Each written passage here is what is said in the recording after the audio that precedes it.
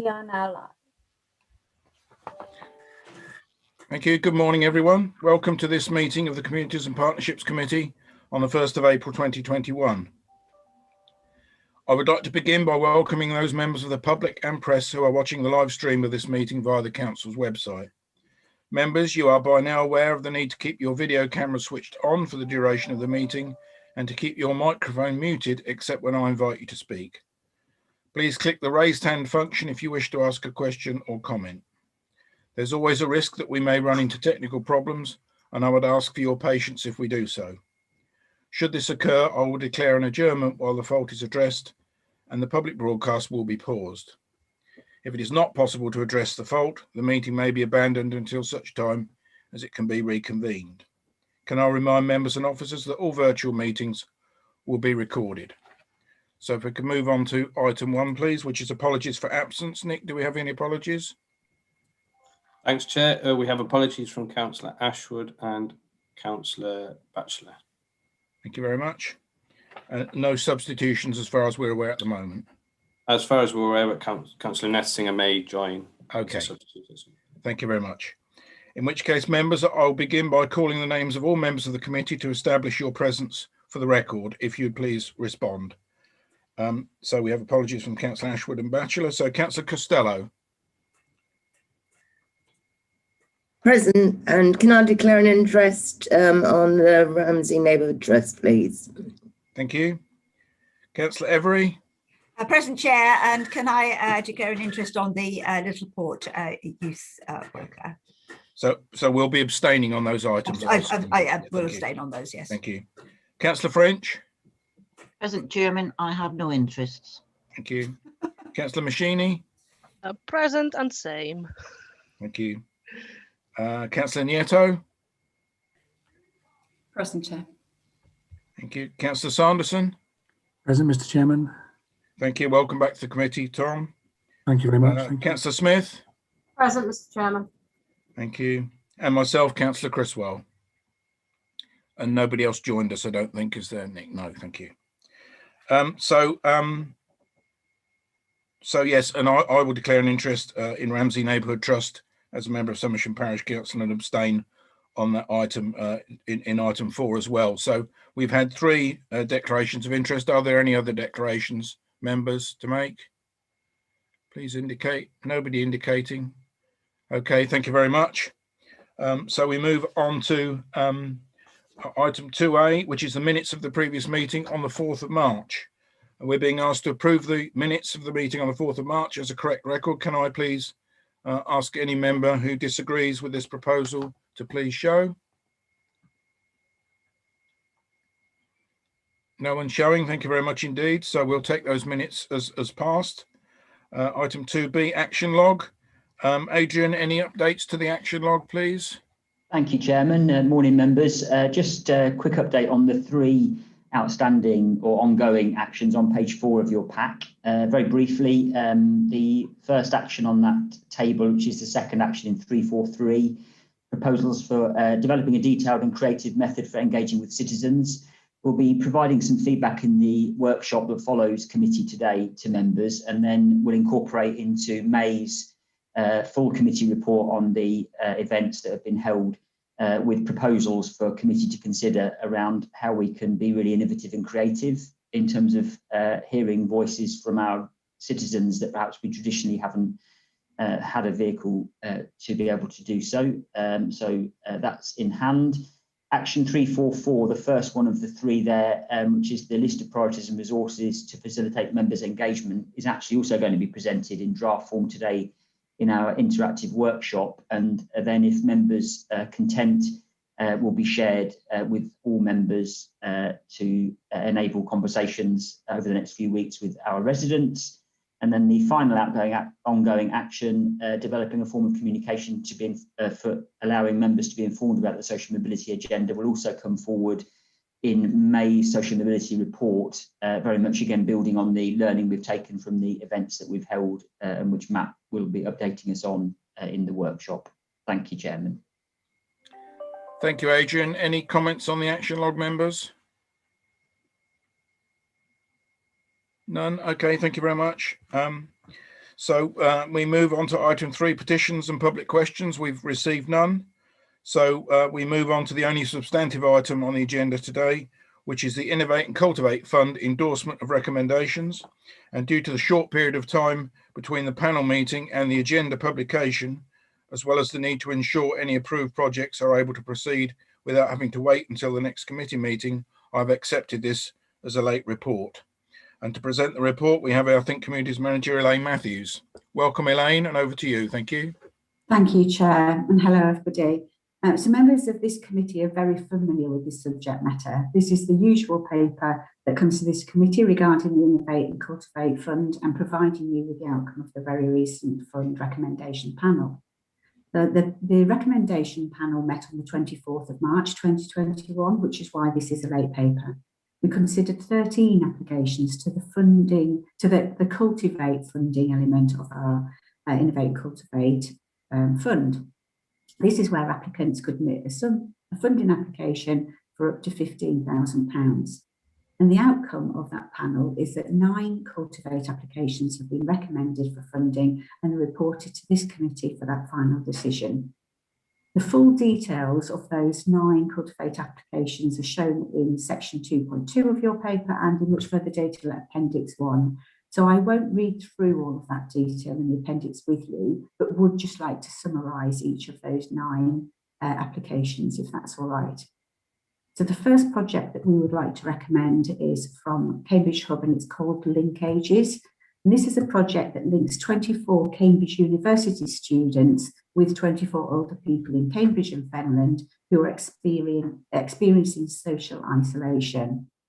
As with all of the projects, this project was very, very strongly supported by the service leads and experts within our organisation. And it was thought to be quite an exciting project that we really would like to take forward and learn ourselves from. The project submission from the group recognised that both older and young people are experiencing loneliness more than ever at the moment, and particularly vulnerable to the mental health impacts of isolation. So this Linkages project provides moments of connection and connectivity between those 2 generations. Age UK and Care Network will offer support with this project, and the programme will run across 6 weeks in total. The pairs of a student and an older person will meet weekly, and the student volunteers will conduct informal interviews with those people about their life stories, their experiences, and particularly about meaning from music. So they piloted this and they used music as their theme, as a conversation starter, and they all felt there was a lot of merit in that. And so they'll start to replicate that. There's a plan to create short videos and audio recordings for sharing with those families and friends, with fellow residents in care homes or with care home staff as well. The project total that they've applied for is £6,307. The second project that we would like to recommend is from Cambridge United Youth and Community Trust, and it's called Forever United. This programme is again to support older people, and it was first introduced and tried out during the 2020 lockdowns. The Cultivate funding, however, will build on the relationships that have been made over the last year to really empower what the fund applicants call the seniors. So empower those seniors to live healthy lifestyles using the power of the sport, the brand of the local football club, but also the strength of that local community. There's a variety of different activities that will take place with those cohorts, and it includes things like lunch and afternoon teas, garden gate visits, which have proved to be very popular. So bi-weekly visits at their house or, at a safe distance in gardens by a member of staff while the lockdown or shielding continues, but also beyond that when people are still nervous about getting out and engaging with a wider cohort.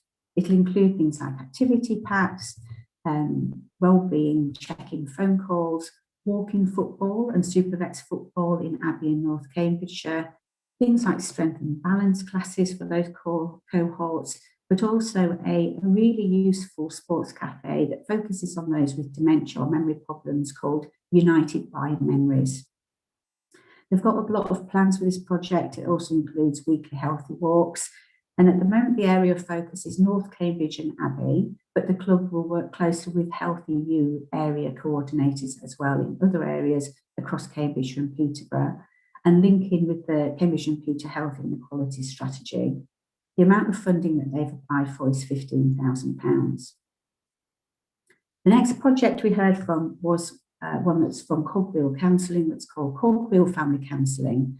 And it's a project to provide more affordable counselling for 28 to 32 low-income families who are experiencing unprecedented stress at this time. It's a time when the family unit is coping with pressure from the impact of COVID-19.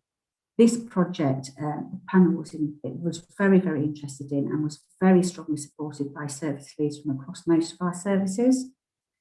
The project meets a need for that really affordable provision for families on low incomes, and the original application was a sum of £7,540. And when we read through the application and understood in great detail what they were wanting to do, and had support from our service leads, the panel accepted that actually there was a way that we could perhaps also help a little bit further with those families that would be supported through this. So the original proposal was provide subsidised sessions costing £10 per session. However, the panel would like to offer Cogwheel an additional funding of £1,600 to cover that £10 counselling session at the moment. And the purpose for us, the reason for us doing that is because we will learn a lot from this pilot. We will be able to take this as a model and look at how we can change the way that we perhaps commission counselling and look at what support might be available. So therefore, it's an unusual suggestion that the panel, our recommendation panel, would actually like to offer a grant of up to £9,140.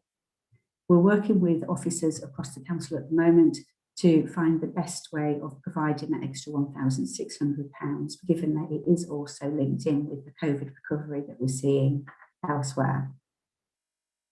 The next project that we've got is from Deafblind UK, and it's called My Life is Now on Hold. And this is a project to provide respite through practical and emotional assistance to carers affected by deaf blindness in Cambridgeshire. So there's an estimated 479 carers looking after a person with dual sensory loss in Cambridgeshire. And this project aims to identify them and to increase the support and services available for unpaid carers aged 18 plus who are supporting and or living with deafblind individuals in their communities. The amount of funding they requested was £14,891, and like all of the other applications that are put forward to you today, was very strongly supported by our service leads. The next project is from Headway in Cambridgeshire, and this is called Fenland Family Project. And this is to deliver a family support project for around about 300 families in Fenland who are experiencing considerable stress as a result of a disability of a family member. And Headway provides a range of services to people with various brain injuries. The data from Fenland indicates that the area has the third highest rate of death in under 65-year-olds in the east of England for coronary vascular disease and a stroke rate higher than the English national average. Headway has recently completed some really useful research with Anglia Ruskin University on the impact of families of those who have a family member with a brain injury. And that review found that changes in cognitive functioning from brain injury results in really significant family stress that can lead to increased requirement for adult social care and residential services. So this project is opening up to families who are struggling to manage the impact of a disability with their family member. The amount of funding being asked for is £14,500. The next project is from Littleport Parish Council, and they've been working with us quite closely in the past and have submitted a bid for a community youth worker. Again, very strongly supported by our service leads across Cambridgeshire, and we have been really encouraging Littleport to consider how they might meet their youth provision, their youth requirement.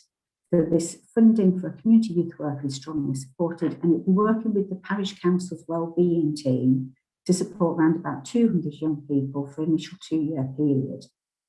The community youth worker will be employed by the parish council, and a separate constituted group will be formed called probably the Littleport Youth Partnership, to bring together those professionals who work with and alongside young people in Littleport. The total amount of funding is £14,971.03. They've been very specific with their application, and they've done their homework and really worked out what they want to do, how they want to achieve this. The next application was from Ramsey Neighbourhood Trust, and that's been submitted on behalf of 4 time banks who've come together to form a project, which is really encouraging in itself. And this is called Digital Inclusion Project. And the application from Ramsey Neighbourhood Trust is on behalf of Somersham and Pidley Time Bank, Sutton Time Bank, Houghton and Witten Time Bank, and Ramsey Time Bank. And they're aiming to come together to help those excluded by the digital age learn to get online safely and confidently, and really improve their independence, community resilience, and their own mental health. This is really strongly supported by my team, certainly, and we can really see the benefit. And I'm particularly pleased to see a group of time banks coming together from different areas to support each other and provide that peer support. And they've made an application for £5,000. The next application is called Aspire Cambridge, and it's from Sportworks, Sportworks North. This will deliver a 45-week activity programme to 45 16 to 25-year-olds who have physical or learning disabilities, leading to improving their confidence, their physical and mental health, qualifications, employability, resilience and independence. The 45-week, 3-hour multi-activity sessions will be delivered at Arbury Community Centre, Castle School and the University Sports Centre and Gym, and each session will accommodate up to 15 participants. They'll receive training and mentoring, and they will be encouraged to work towards the attainment of a nationally recognised sports leadership qualification, developing their skills on leadership, communication, managing themselves and working in groups. And the total amount of funding requested is £15,000. The final application that we would like you to consider is from Waterbeach and Land Beach Action for Youth, which they have an acronym of WAY. And it's again for a community youth worker, and they've asked for match funding, excuse me, they've asked for match funding to create a new community youth worker, which will strengthen the existing youth services in Waterbeach, but also to help other local youth groups develop their own provision. This post will be match funded by Waterbeach Parish Council and urban and civic developers. They'll deliver 2 youth club sessions a week for WAY and devote 5 hours per week to work with their youth workers, volunteers and young people in other areas to develop youth services across the county. This is a really exciting role for us, and it's something that our service lead is particularly passionate about and would like to really strongly encourage. A key role for that youth worker will be the safe recruitment and training of volunteers to build a network of youth workers to strengthen that diminishing number of youth services provided in local communities. The youth worker can help those communities to access funding and sessions and link them with other support groups and deliver services on the ground. And the total amount of funding they've asked for is £15,000. If committee were minded to agree all 9 of these applications, the total amount of funding that we would be agreeing is up to £109,800, £809 and 3 pence, of course. And that would mean that the Innovate and Cultivate Fund will have committed a total of £1,799,363.93, and we would have supported 77 projects across Cambridgeshire. Thank you, Chair. That's the end of my submission. Thank you very much, Elaine, for that very comprehensive of those 9 very worthy bids. So do we have any questions, members, at all? Elisa. Thank you very much, Chair.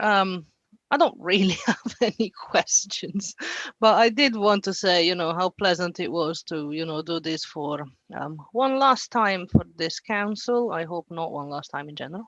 And, it's been a great pleasure to be part of this panel over the last 4 years. It's been absolutely great. There have been some very interesting discussions. I mean, I felt really sad for a couple of the bits that didn't make it onto today's paper. And, you know, I hope that the PERDA and election time will not stop us continuing to engage with these people and making sure that we bring, you know, we bring the process, you know, well oiled and ready for next year and stuff. You know, I think it's been some of my most pleasant times on this council have been on this panel, I have to say. It's been really, really good, excellently led and chaired and everything. It's been a true pleasure from start to finish. It's been amazing. And, you know, thank you very much for all the work that you've done. And I hope we're going to have a fresh set very soon and that I'll be here to look at them. Thank you, Elisa. You're saying all the right things, Elisa. Thank you. Just to say, of course, yes, it is sad when we have to decline bids, but often we can offer them help or some alternative avenues to follow for funding. So the fact that we don't approve them doesn't mean that they don't receive some help. So we do our best to follow up on those and provide assistance. So okay, members, thank you. If there's no further comments, I'll move to the recommendations. I don't propose to read them all out, members. Elaine has given a very good account of all 9 projects. So subject to the 3 abstentions on individual projects, can I just ask if you're all happy, please, to recommend that we fund these applications from the Cultivate funding stream? And any objection, please show. Nobody showing. Thank you very much, everybody. So we'll take those 9 projects as approved. Thank you very much. And we move to item 5, which is the agenda plan. Adrian, do we have any updates to the agenda plan, please? Thank you, Chairman. No updates at all to the published version at this stage. Okay, thank you very much. Any questions on the agenda plan, members? No, nobody showing. So really, members, this is the last meeting of this council for the Communities and Partnerships Committee. So I'd just like to thank everybody for their input. I think since its inception nearly 4 years ago, this committee's made a real difference. I'd like to think we've made a difference across the whole council and helped shape the direction of travel for our work in the future, actually making a real difference to the outcomes for people, for our residents. Because this committee in particular is about people, and we all care about people and we want to improve their outcomes. So I think we're well on the way to doing that. We have an ambitious agenda ahead of us, which I hope will be taken forward in the new council. So thank you as members very much for your input. I've really enjoyed working with you. Thank you to Elaine, Adrian, Matt and Nick for your support as officers. And with that, members, thank you for all attending. Thank you to everyone that's been watching this meeting, which I now declare closed. And please, members, remember we're logging on for a workshop straight afterwards. So thank you very much, everybody. Thank you.